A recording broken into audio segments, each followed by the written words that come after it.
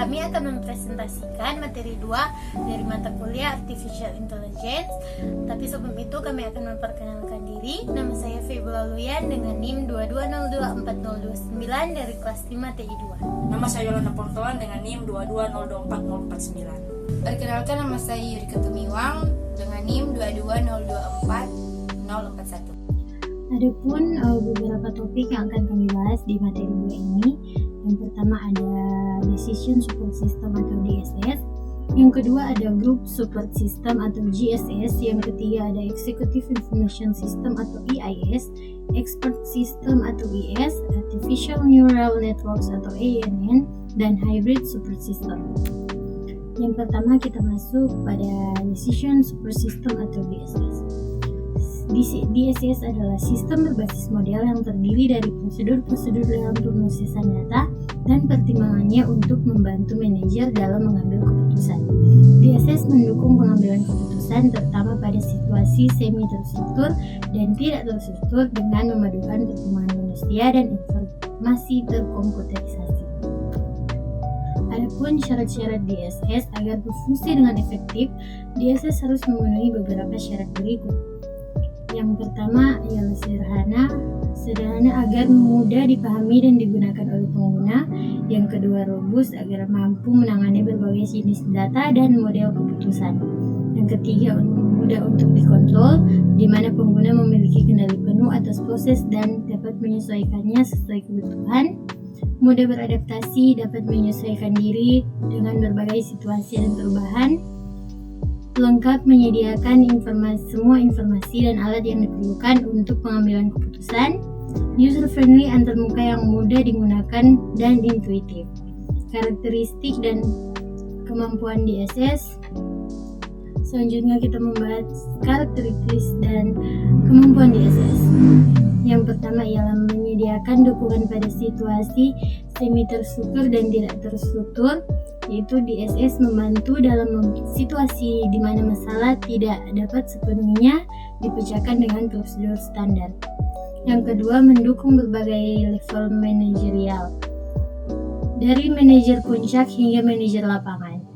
Mendukung individu dan grup, DSS dapat digunakan oleh seorang individu atau kelompok. Mendukung berbagai fase proses pengambilan keputusan seperti intelligence, design, dan choice. Mudah dan digunakan dan fleksibel, DSS dirancang untuk mudah dioperasikan dan dapat beradaptasi dengan kebutuhan pengambil keputusan. Selanjutnya adapun komponen DSS, yang pertama ada data management, termasuk database yang mengandung data relevan dan diatur oleh Database Management System atau DBMS. Yang kedua ada model manajemen, di mana melibatkan model finansial, statistik, manajemen, ilmu pengetahuan, atau model kuantitatif lainnya. Communication atau dialog subsistem, menyediakan antarmuka bagi pengguna untuk berkomunikasi dan memberikan perintah kepada DSS. Knowledge management, subsistem opsional yang dapat mendukung subsistem lain atau bertindak sebagai komponen yang terdiri sendiri.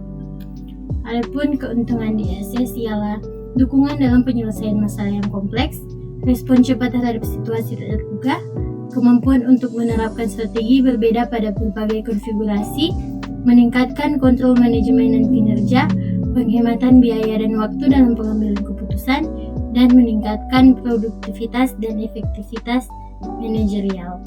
Selanjutnya, sistem pendukung kelompok atau GSS dan sistem pendukung keputusan kelompok atau GDSS. GSS adalah sistem yang dirancang untuk mendukung proses pengambilan keputusan kelompok. GDSS adalah subkategori dari GSS yang lebih fokus pada pengambilan keputusan kelompok dengan menyediakan fasilitas-fasilitas tertentu seperti perangkat lunak khusus untuk brainstorming, voting, dan penyusunan konsensus. Peran AI dalam GSS dan GDSS yang pertama ialah analisis data. AI dapat menganalisis data sebesar dan kompleks, mengidentifikasi tren dan pola untuk membentuk kelompok dalam pengambilan keputusan. Yang kedua, pembuatan rekomendasi. AI dapat memberikan rekomendasi berdasarkan analisis data, membantu kelompok untuk mempertimbangkan berbagai pilihan. Yang ketiga ada personalisasi. AI dapat menyesuaikan pengalaman GSS dan GDSS dengan kebutuhan individu, memastikan setiap anggota mendapatkan manfaat. Adapun fitur-fitur utama GSS dan GDSS, yang pertama fasilitas komunikasi, di mana menyediakan platform untuk komunikasi, diskusi, dan kolaborasi antara anggota kelompok. Yang kedua, alat bantu brainstorming, membantu kelompok dalam menghasilkan ide-ide baru dan kreatif untuk menyelesaikan masalah. Yang ketiga, pemantauan waktu, membantu kelompok dalam mengatur waktu dan memastikan bahwa semua anggota memiliki kesempatan untuk berkontribusi. Yang keempat ada analisis data, memungkinkan kelompok untuk menganalisis data dan informasi yang relevan dengan masalah yang sedang dihadapi. Selanjutnya, manfaat penggunaan GSS dan GDSS. Yang pertama, meningkatkan efisiensi. GSS dan GDSS dapat membantu kelompok dalam menyelesaikan tugas dengan lebih cepat dan efisien. Yang kedua, meningkatkan kualitas keputusan. GSS dan GDSS dapat membantu kelompok dalam membuat keputusan yang lebih baik dengan mempertimbangkan berbagai faktor. Yang ketiga, meningkatkan kreativitas. GSS dan GDSS dapat membantu kelompok dalam menghasilkan ide-ide baru dan inovatif. Yang selanjutnya, meningkatkan keterlibatan anggota, di mana GSS dan GDSS dapat meningkatkan keterlibatan anggota dalam proses pengambilan keputusan. Selanjutnya, tantangan dalam implementasi GSS dan GDSS. Yang pertama, implementasi, biaya implementasi. Pembelian perangkat keras dan pengaturan GSS dan GDSS sangatlah mahal. Yang kedua, latihan dan pelatihan. Anggota kelompok membutuhkan pelatihan untuk menggunakan GSS dan GDSS secara efektif. Yang ketiga, kepercayaan dan privasi. Anggota kelompok mungkin ragu untuk berbagi ide dan informasi pribadi melalui GSS dan GDSS. Contoh penerapan GSS dan GDSS dalam organisasi. Yang pertama, dalam bisnis.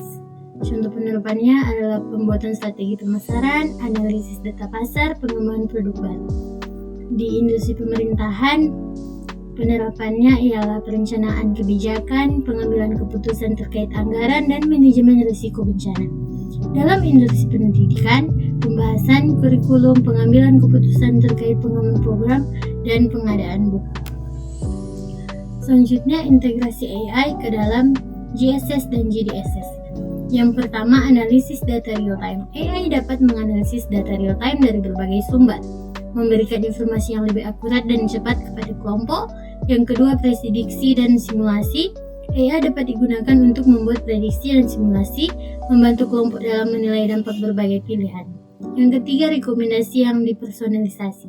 AI dapat memberikan rekomendasi yang disesuaikan dengan kebutuhan individu, memastikan setiap kelompok anggota mendapatkan manfaat.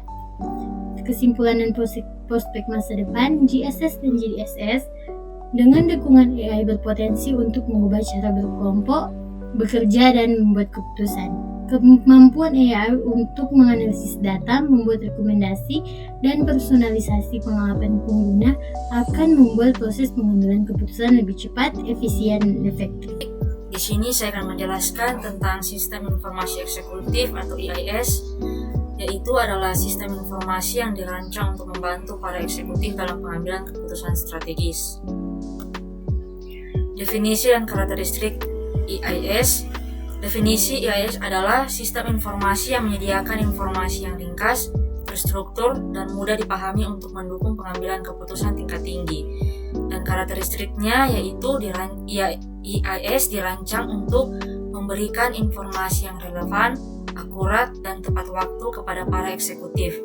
IIS juga harus mudah digunakan, memiliki tampilan yang menarik, dan dapat diakses dengan mudah. Tujuan utama IIS adalah untuk membantu para eksekutif dalam memahami situasi bisnis secara menyeluruh, mengidentifikasi tren dan peluang, dan membuat keputusan strategis yang tepat. Komponen utama IIS, yang pertama, data warehouse. IIS mengandalkan data warehouse untuk menyimpan dan mengelola data dari berbagai sumber. Alat analisis. IIS menyediakan alat analisis yang memungkinkan para eksekutif untuk menjelajahi data, mengidentifikasi tren, dan membuat model prediktif. Dan yang ketiga, antarmuka pengguna. IAS memiliki antarmuka pengguna yang intuitif dan mudah dipahami, memungkinkan para eksekutif untuk mengakses informasi dengan cepat dan mudah. Dan yang keempat, sistem pelaporan. IAS menghasilkan laporan dan grafik yang mudah dipahami dan memberikan informasi yang ringkas dan relevan. Manfaat pengguna IAS. Yang pertama, pengambilan keputusan lebih baik. IAS membantu para eksekutif dalam membuat keputusan yang lebih tepat dengan menyediakan informasi yang komprehensif dan akurat. Yang kedua, peningkatan efisiensi. IAS memungkinkan para eksekutif untuk mengakses informasi dengan cepat dan mudah, sehingga mereka dapat menghemat waktu dan meningkatkan efisiensi. Yang ketiga, peningkatan keuntungan. Dengan menggunakan IAS, para eksekutif dapat membuat keputusan strategis yang lebih baik, yang pada akhirnya dapat meningkatkan keuntungan perusahaan. Dan yang keempat, peningkatan daya saing. IAS membantu para eksekutif untuk lebih memahami lingkungan bisnis, sehingga mereka dapat mengambil langkah-langkah yang diperlukan untuk meningkatkan daya saing perusahaan. Sistem pakar atau IAS. Sistem pakar atau IAS adalah sistem komputer yang dirancang untuk meniru kemampuan dan keahlian seorang ahli dalam bidang tertentu. IAS menggunakan basis pengetahuan dan aturan inferensi untuk memecahkan masalah dan memberikan saran kepada pengguna. Definisi dan karakteristik IAS. Yang pertama, basis pengetahuan. IAS menyimpan pengetahuan tentang suatu bidang tertentu dalam basis pengetahuan. Kedua, mesin inferensi. Mesin inferensi menggunakan aturan inferensi untuk menyimpulkan solusi berdasarkan informasi dalam basis pengetahuan. Ketiga, antarmuka pengguna. IAS memiliki antarmuka pengguna yang memungkinkan pengguna untuk berinteraksi dengan sistem dan mengajukan pertanyaan. Komponen utama IAS. Yang pertama, basis pengetahuan. Basis data yang berisi pengetahuan tentang suatu bidang tertentu. Yang kedua, mesin inferensi. Modul yang menggunakan aturan inferensi untuk menyimpulkan solusi. Yang ketiga, basis data. Basis data yang menyimpan informasi dan fakta yang relevan. Dan yang keempat, antarmuka pengguna, yaitu antarmuka yang memungkinkan pengguna untuk berinteraksi dengan sistem. Manfaat penggunaan IAS. Yang pertama, akurasi. IAS dapat memberikan saran yang lebih akurat dibandingkan dengan manusia karena mereka tidak terpengaruh oleh emosi atau kelelahan. Dan yang kedua, efisiensi. IAS dapat menyelesaikan masalah dengan lebih cepat dan efisien dibandingkan dengan manusia, terutama untuk masalah yang kompleks. Yang ketiga, keahlian. IAS dapat meniru keahlian para ahli sehingga mereka dapat memberikan saran yang berkualitas tinggi. Dan yang keempat, konsistensi. IAS dapat memberikan saran yang konsisten dan tidak terpengaruh oleh faktor-faktor subjektif. Baik, kita masuk dalam pengenalan Artificial Neural Networks atau ANN. Artificial Neural Networks atau ANN adalah sistem komputasi yang terinspirasi dari struktur dan fungsi otak manusia. ANN terdiri dari jaringan neuron buatan yang saling terhubung dan bekerja sama untuk memproses informasi dan menyelesaikan tugas-tugas kompleks. Berikutnya adalah arsitektur dan komponen ANN. Yang terdapat dalam neuron yaitu unit dasar ANN yang menerima input, memprosesnya melalui fungsi aktivitasi, dan menghasilkan output. Yang kedua ada bobot, yaitu di dalamnya ada nilai numerik yang menentukan kekuatan koneksi atau neuron. Bobot diubah selama pelatihan untuk meningkatkan akurasi ANN. Yang ketiga ada lapisan, yang di dalamnya neuron yang dikelompokkan bersama seperti lapisan input, lapisan tersembunyi, dan lapisan output. Berikutnya ada proses pembelajaran dan pelatihan ANN. Yang pertama yaitu data input. ANN menerima data input yang kemudian diproses melalui jaringan neuron. Yang kedua, pengelolaan data dan prediksi. ANN memproses informasi dan menghasilkan prediksi atau output berdasarkan data yang diterimanya. Yang ketiga, ada penyesuaian bobot. Bobot dalam ANN disesuaikan berdasarkan perbedaan antara prediksi ANN dan output yang diharapkan dengan tujuan untuk meningkatkan akurasi model. Berikutnya ada aplikasi ANN dalam kecerdasan buatan. Yang pertama ada pengenalan pola, mengidentifikasi pola dan tren dalam data seperti deteksi wajah, pengenalan suara, dan analisis citra medis. Yang kedua prediksi, memprediksi kejadian atau tren masa depan seperti prediksi cuaca, analisis pasar keuangan, dan rekomendasi produk. Yang ketiga ada kontrol otomatis, mengendalikan sistem secara otomatis seperti autopilot dalam kendaraan, robot industri, dan sistem kontrol. Yang keempat ada pengambilan keputusan, membantu dalam pengambilan keputusan yang kompleks seperti diagnosis penyakit, analisis risiko, dan optimasi sumber daya. Yang berikutnya kita masuk pada pengenalan Hybrid Support System. Hybrid Support System atau HSS adalah sistem yang menggabungkan beberapa teknologi komputasi untuk mencapai solusi yang lebih komprehensif dan efektif. HSS sering menggabungkan sistem berbagai aturan, jaringan saraf, dan teknik pembelajaran mesin untuk meningkatkan kemampuan pengambilan keputusan, analisis data, dan permodelan. Yang berikutnya kita masuk pada komponen dan struktur Hybrid Support System, yaitu di dalamnya ada komponen atau fungsi, sistem berbasis aturan yang menyediakan pengetahuan dan logika untuk mengelola data dan membuat keputusan. Berikutnya ada jaringan saraf yang menangani tugas pembelajaran, pengenalan pola, dan prediksi. Yang terakhir ada teknik pembelajaran mesin, menyediakan algoritma dan model untuk belajar dari data dan meningkatkan kinerja sistem. Berikutnya keunggulan Hybrid Support System. Kinerja yang lebih tinggi, HSS menggabungkan kekuatan dari beberapa teknologi sehingga mencapai kinerja yang lebih baik dalam menangani masalah kompleks. Ada fleksibilitas atau HSS dapat beradaptasi dengan perubahan lingkungan dan data karena dapat menggabungkan dan menyesuaikan berbagai model dan algoritma. Ada juga akurasi yang lebih tinggi.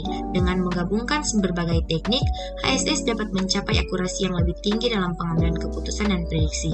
Dan ketahanan yang lebih baik atau HSS lebih tahan terhadap kesalahan dan noise dalam data karena dapat mengandalkan berbagai metode untuk memproses informasi. Yang terakhir kita masuk dalam integrasi ANN dan Hybrid Support System dalam kecerdasan buatan. Yang pertama ada pengolahan data dari dunia nyata dianalisis dan diproses untuk menghasilkan informasi yang bermakna. Yang kedua ada pembentukan model ANN. Jaringan saraf dilatih dengan dioptimalkan untuk menangani tugas-tugas tertentu seperti pengenalan pola atau prediksi. Yang ketiga integrasi dengan HSS. Model ANN diintegrasikan ke dalam sistem HSS untuk meningkatkan kemampuan pengambilan keputusan dan pemrosesan data. Yang keempat ada pengambilan keputusan dan tindakan. HSS menggunakan informasi dari ANN dan komponen lainnya untuk membuat keputusan dan mengambil tindakan yang cerdas. Demikian presentasi dari kelompok kami. Terima kasih.